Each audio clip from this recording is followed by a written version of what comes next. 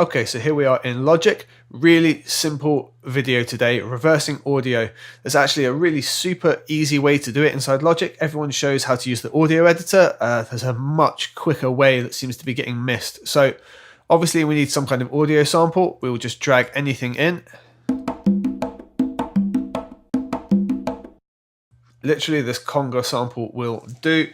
Press U to loop it, look. Great.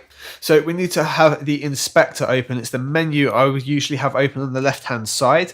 I've hidden it because lots of people seem to have it hidden. Literally press I to bring it up and it gives you this menu here on the left hand side. Okay. We've got this region bit. So as long as I've got a region selected, look, it names the region. It knows what it's doing. Okay.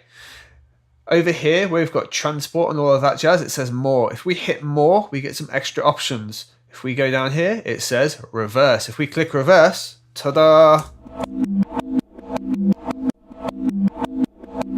Now note as well, it's per region. So if I were to now copy this region, we'll do a double loop. And now if I select just this region, I can reverse it again and it's back around the original way.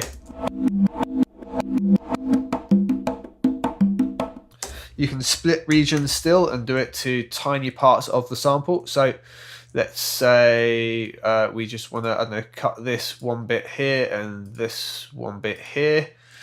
Those were super, super rough cuts. Highlight those two regions, flip those back round. Super, super simple. There's no reason to be hitting E and doing it in the sample editor. And the risk of doing it in the sample editor, if you don't create a new file, it will irreparably reverse your original file. So use the inspector and just reverse it by region. Cool. I hope that was helpful for you guys, and I will see you on the next one.